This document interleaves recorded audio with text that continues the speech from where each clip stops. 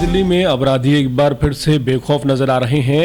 राजधानी दिल्ली में 3 ऐसी घटनाएं सामने आई जिसमें 2 लोगों की जान चली गई और एक की हालत गंभीर बनी हुई है। पटेल नगर में पुरानी दुश्मनी का बदला लेने के लिए नाबालिगों ने 16 साल के एक छात्र के ऊपर चाकू से हमला कर दिया और उसे हॉस्पिटल में भर्ती कराया गया। उसने बताया कि जिस वक्त वो वैन में बैठा था 4-5 लोग आए और उसके ऊपर चाकू से ताबड़तोड़ हमले को अंजाम दिया। हालांकि हालत गंभीर बनी हुई है। वहीं दूसरे मामले में राजधानी दिल्ली के पांडव नगर इलाके से खबर आई जहां डिलीवरी बॉय की चाकू मारकर जान ले ली गई और इस पूरे मामले में पुलिस का दावा है कि एक नाबालिग को हिरासत में लिया गया है और उससे लगातार पूछताछ की जा रही है। दिल्ली में लगातार इस तरह की घटनाएं सामने आ रही हैं जो वाकई चौंकाने वाली हैं और जो मामले सामने आए हैं पिछले 24 घंटे में 3 मामले सामने आए हैं जिसमें 2 लोगों की जान चली गई है और एक की हालत गंभीर बनी हुई है।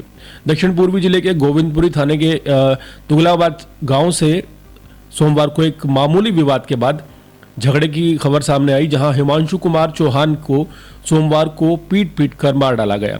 पुलिस ने शव को पोस्टमार्टम के लिए एम्स में रखवा दिया है। पुलिस अधिकारियों ने कहा है कि मृतक और आरोपी एक दूसरे को पहले से जानते थे। आरोपियों की पहचान कर ली गई है और जल्द ही पुलिस का दावा है कि उन्हें गिरफ्तार भी कर लिया जाएगा। दिल्ली के पांडव नगर थाना क्षेत्र में सनसनीखेज हत्या का मामला सामने आया जिसने दहशत फैला दी। मृत की पहचान अरुण राज जो कि 22 साल का है, जो कि पटपटगंज का रहने वाला है, पेशे से एक डिलीवरी बॉय था और आचार्य निकेतन इलाके में 2 फरवरी की रात करीब 8:15 बजे इस बात की खबर मिली कि एक अरुण नाम के शख्स को चाकू मार दिए गए हैं। जहां डॉक्टरों ने जब उसे हॉस्पिटल ले जाया गया उसे मृत घोषित कर दिया। जांच में सामने आया कि अरुण के गले और सीने पर चाकू से कई वार किए गए थे। प्रारंभिक जांच के अनुसार 3 नाबालिग आरोपी बाइक पर आए और मौके पर यह वारदात को अंजाम देकर फरार हो गए। किसी को लेकर हुए विवाद के बाद अरुण और धारदार हथियार से उस पर हमला किया गया और उसके बाद ये लोग फरार हो गए। पुलिस सीसीटीवी के आधार पर 1 या 2 नाबालिग को पकड़कर हिरासत में ले चुकी है और फिलहाल पूछताछ जारी है कि असली वजह जो है हत्या की वो क्या रही। लेकिन दिल्ली में जिस तरह की ये खबरें सामने आ रही हैं वो चौंका देने वाली है। दिल्ली में एक ही दिन में 2 मौतें और एक शख्स की हालत गंभीर। ये सिर्फ एक आंकड़ा नहीं है, ये हमारे सिस्टम पर लगा एक बड़ा सवाल है। हैरानी की बात यह नहीं है कि 2 लोगों की जान चली गई और एक गंभीर है, बल्कि ये है कि तीनों ही मामलों में आशंका जताई जा रही है कि कोई वजह आपसी रंजिश की थी। यानी कि अचानक हादसा नहीं हुआ, कोई बाहरी हमला नहीं हुआ, बल्कि वो दुश्मन जो अंदर ही अंदर पनपती रही आखिरकार सरेआम कत्ल में बदल गई। सबसे बड़ा और सीधा सवाल यहाँ ये है कि क्या दिल्ली में आपसी दुश्मनी के चलते हो रहे इन खुलेआम हत्याओं को रोका नहीं जा सकता?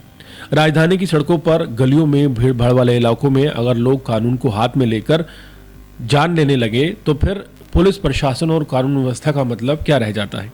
दिल्ली कोई छोटा कस्बा नहीं है जहां संसाधनों की कमी हो और बहाने बनाए जा सकें, जहां पुलिस बल है, खुफिया तंत्र है, टेक्निकल सर्विलेंस है, सीसीटीवी है, फिर भी अगर हत्याएं नहीं रुक रही तो कहीं ना कहीं सिस्टम में कहीं बहुत बड़ा लूप होल है।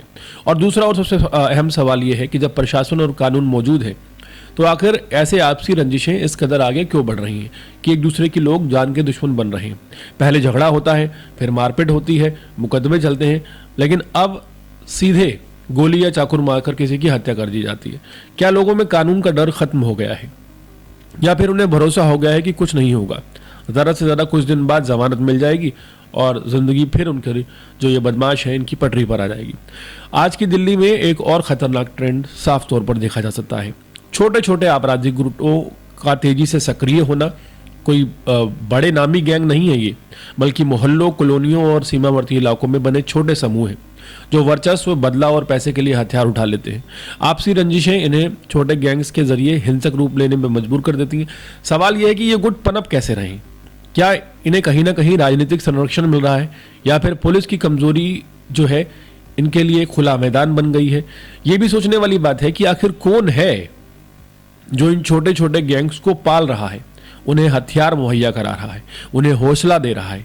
क्या ये सिर्फ अपराधी हैं या इसके पीछे वो लोग हैं जो सत्ता, पैसा और रसूख के दम पर कानून को कमजोर बनाने की नाकाम कोशिश